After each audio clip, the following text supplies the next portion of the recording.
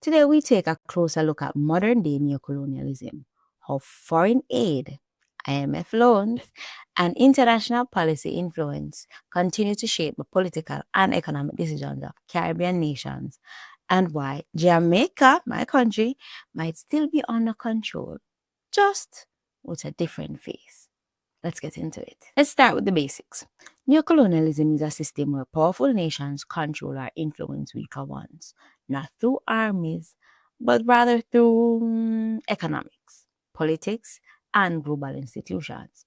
In the Caribbean, colonialism was once enforced by chains and gunpowder, but today it's enforced by loans, conditions, currency pressure, and political dependence. Foreign aid often comes with fine print, support is conditional, and IMF loans, those that are gifts. They're deals that come with many strings attached to it. Take Jamaica, for example.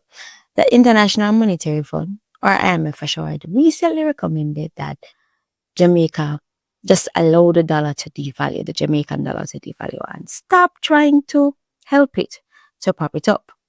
The reasoning? They claim a weaker dollar makes exports more competitive and the economy more resilient. Okay, but what does that mean for the average Jamaican? What?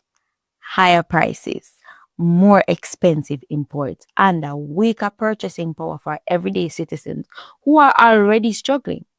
Let's not forget, these IMF suggestions aren't just advice. When you owe someone billions, their recommendations often become policy. And while Jamaica has done wonderful recently at getting out and not owing them too many, we still have to ask, who really runs Caribbean nations? Is it our elected leaders? Or is it international lenders and foreign governments who decide what's best for us? From aid packages to trade agreements, immigration policies to climate finance, Caribbean nations often can't make a move without external approval or influence. Even cruise tourism, which floods the port of Ocho and Bridgetown, is definitely a double-edged sword. Why? Tourists eat, drink and shop on board or in duty-free zones owned by international conglomerates. Local vendors barely get a chance to offer their crafts or cuisine.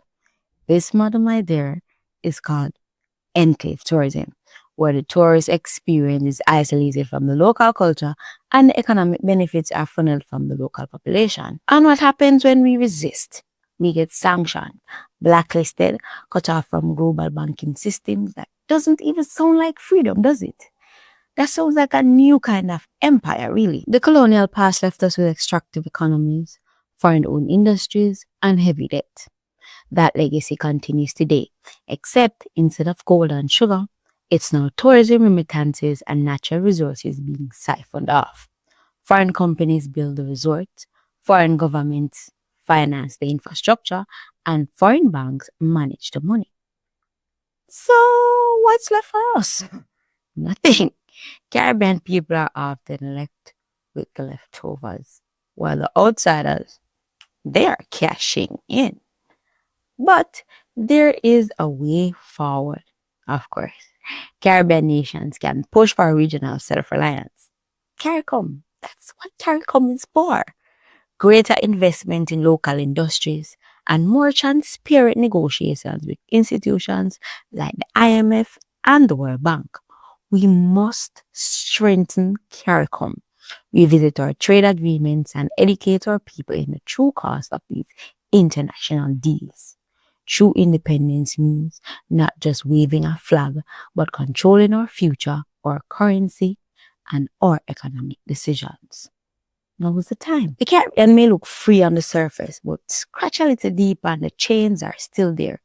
Different chains, different masters, but the struggle for true liberation, that's still ongoing. This is ADNC. I'm Whitney Mckoy, reminding you, freedom isn't just one once. It has to be protected every single day. Like, comment, and share if you believe the Caribbean deserves true independence, politically and economically. Subscribe for more stories that matter to us. And until next time, stay connected.